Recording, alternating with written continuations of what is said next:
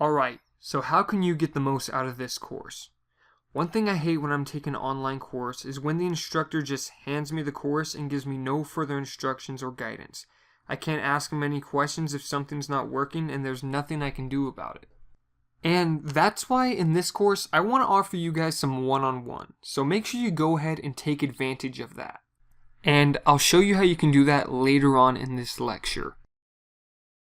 But the first thing you need to do is to actually get started. So, congratulations on watching this lecture, but you need to continue forward until you get to your first project lecture, where you can create your first project and have something solid that you can say you drew.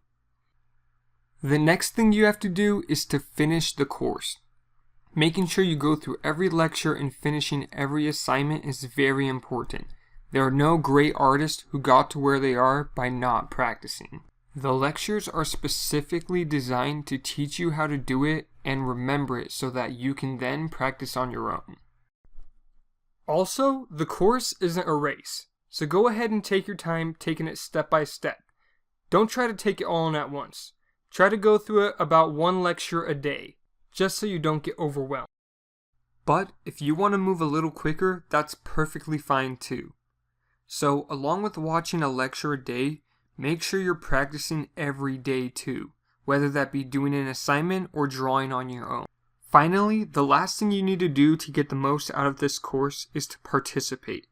And what I mean by this is you need to ask questions. If you don't ask questions, you're just going to be lost and frustrated if you run into trouble. So make sure you take advantage of the fact that I personally answer all your questions. And you can post all your questions in the Q&A section of the course, which I'll show you how to do right now. Alright, so to post a question in the Q&A section, the first thing you're going to want to do is come to your course dashboard. Then, once you've done that, you're just going to go ahead and click this little Q&A tab. After you've done that, you're going to scroll down, and right here it'll say search for a question. So what you're going to want to do is type your question in this box and search for it, because I may have already answered it for another student. And so make sure you do that before you ask a new question. But if you can't find your question after doing that, you can go ahead and come right over here and click Ask New Question. So once you've done that, it'll say question title right here, and you'll just put a title for your question. Then down here in the description, you'll just go ahead and put your question. So I really want you guys to get into the habit of using this tool because it's super useful.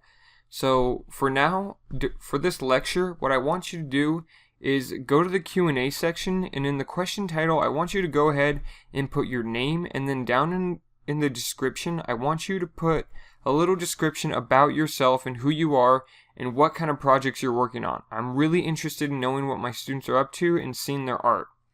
So while you're doing that, if you need to, you can add some links by using this little linking icon.